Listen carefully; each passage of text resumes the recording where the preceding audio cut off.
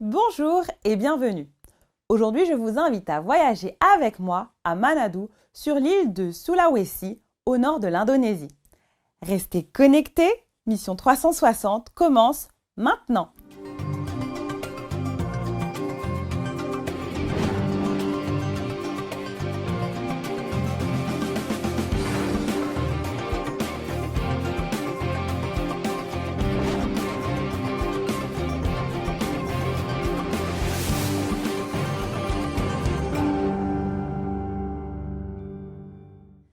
Située dans une baie, la ville de Manado est entourée de montagnes. Saviez-vous que la région de Manado est un haut lieu de la plongée sous-marine, en particulier sur l'île volcan de Bunaken? En effet, les récifs coralliens de la région y sont des plus riches et colorés.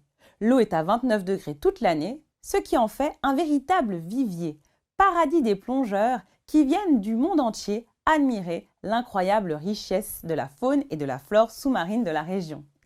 Avec ses 60 espèces de corail, 2500 espèces de poissons, ses spongiaires et ses anémones de mer aux superbes couleurs, cette région n'a rien à envier à une autre. La langue parlée à Manado n'est autre que le créole malais provenant d'un fort métissage indo-eurasien. Cette ville a vu s'installer tour à tour les Espagnols, colons des Philippines, les Chinois avec d'importants comptoirs commerciaux, les Portugais, puis les Hollandais. C'est dans ce décor somptueux mais invisible aux étudiants du centre de réhabilitation de Manado que Mandari, à travers sa passion pour Christ, partage un message d'amour, de bienveillance, d'inclusion, de tolérance à ses amis malvoyants. Un petit pas peut être un grand pas de foi pour le Seigneur. Mandari, un membre de l'église locale de la ville de Manado en Indonésie, a décidé de faire la différence en menant de petites actions en faveur de personnes malvoyantes. Il aime essayer de nouvelles choses et se faire des amis. Après une journée de travail bien remplie, il s'est senti si fatigué qu'il a décidé qu'il avait besoin d'un bon massage. Il s'est rendu dans un centre de réhabilitation pour malvoyants afin de savoir s'il pouvait se faire masser par l'un des étudiants. Le centre venait de terminer un cours de formation au massage et l'un des étudiants a gentiment accepté de mettre en pratique ce qu'il venait d'apprendre. Pendant le massage, Mandari a commencé à parler avec l'étudiant. Ils ont parlé du travail, de l'église et de la vie en général. Mandari a pu parler de son église et de la Bible. La conversation a pris un tour très sérieux. Et à la fin du massage, l'étudiant était très intéressé par ce qu'il avait appris de Mandari. Ce simple massage a permis à Mandari de se lier d'amitié, non seulement avec cet étudiant, mais aussi avec d'autres personnes séjournant dans le centre de réhabilitation. Peu de temps après, Mandari s'est engagé dans un nouveau ministère au sein de ce centre afin de toucher d'autres étudiants. La raison pour laquelle nous nous occupons de nos amis malvoyants est que lorsque Jésus était dans ce monde, il a pris soin d'eux. Il a touché leurs yeux et les a guéris. Par conséquent, en tant que disciples du Christ, nous voulons faire preuve de bienveillance vis-à-vis de nos amis malvoyants. Mandari a appris par son ami que le centre autorisait leurs étudiants chrétiens à organiser des services de culte. Cela a permis à Mandari et à son église de s'occuper des étudiants en effectuant un travail missionnaire médical et en organisant des services de culte. Nous sommes très heureux que les adventistes puissent s'impliquer auprès de nos amis malvoyants, ici à Manado.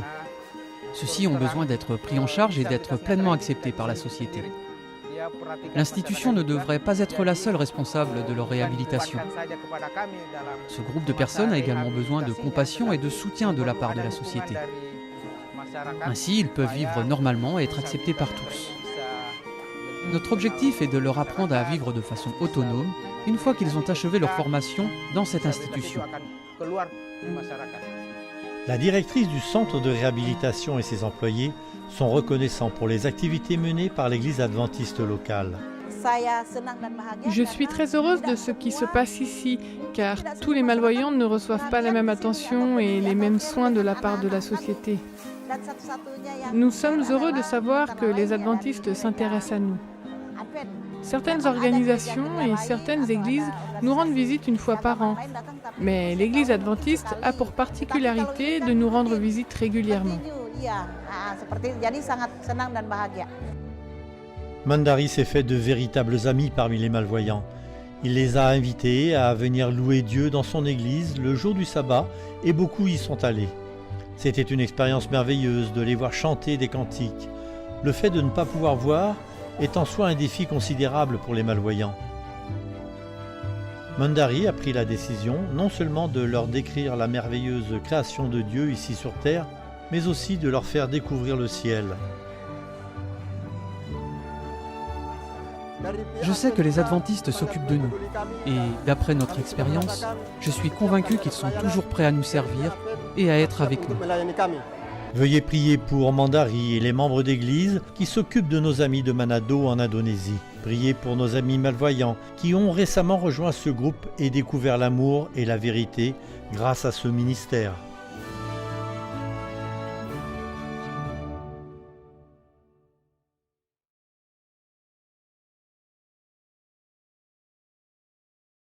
N'hésitez pas à voir, à revoir et à partager autour de vous la vie de témoignage de Mandari. Merci pour votre contribution spirituelle et financière afin que les différentes initiatives, les nombreux dons et ministères continuent de fructifier partout dans le monde pour partager ce beau message de foi, d'amour et d'espérance. Restez connectés sur AdventPlay et ne ratez pas notre prochain voyage. À très bientôt pour de nouvelles aventures et d'ici là, soyez bénis!